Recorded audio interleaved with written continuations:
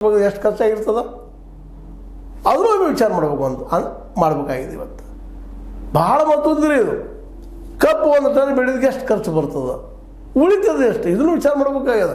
ಇಲ್ಲರಿ ನಾವು ಪಟ್ಟಿದಾರ ಕೊಟ್ಟಿವಿ, ರಾಸಾಯನಿಕ ವಸ್ತುಗಳು ಮಾಡಿದ್ದೀವಿ, ಆಯ್ತು ಅಂತೀವಿ, ಆಮೇಲೆ LIC ಎಲ್ಲ ಮಾಡಿಸಿ. ಎಷ್ಟು LIC ಸಂಸ್ಥೆಗಳು, ಜೀವ ವಿಮಾ ಸಂಸ್ಥೆಗಳು ರೈತರ ಬೆಳೆ ನಾಶಕ್ಕೆ ಪರಿಹಾರ ಕೊಟ್ಟಿದ್ದಾವ? ಇನ್ನೂ ಇವತ್ತು ನಾವು ತೆಗಿಬೇಕಾಗಿದೆ.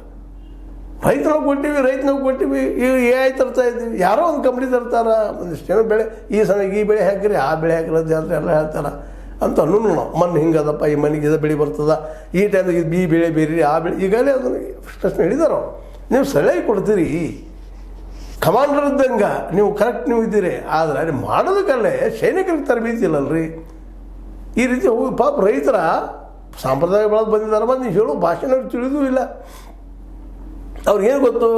ಗುಳೆ ಮಾಡೋದು, ಹಾಕೋದು, ಬೀಜ ಹಾಕೋದು, ಬೆಳ್ಕೊಳ್ಳೋದು ಬರ್ತದಲ್ಲ. ಅವ್ರು ಬೆಳಿತಾರೆ, ನಮಗಿಂತೂ ಜಾಣ ಇರ್ತಾರೆ ಅವ್ರು ರೈತರು. ದಡ್ಡಲ್ಲ ಬೆಳೆದ್ರಲ್ಲೇ ಯಾವ ಟೈಮ್ದಲ್ಲಿ ಏನು ಬೆಳಿಬೇಕು ನೀವು ಹೇಳ್ರಿ, ಒಪ್ಕೋತಾರೆ ಅದನ್ನು. ಆದರೆ ಮಾರ್ಕೆಟ್ ಹೆಂಗೆ, ಮಾರ್ಕೆಟ್ ಮಾಡೋದು ಹೆಂಗೆ, ಇದ್ರ ಬಗ್ಗೆ ಯಾರು ಚರ್ಚೆ ಮಾಡ್ತಾಯಿಲ್ಲ. ಯಾಕೆ ಅನ್ನೋದೇ ಇಲ್ಲಿ ಮುಖ್ಯ ಪ್ರಶ್ನೆ ಅದ.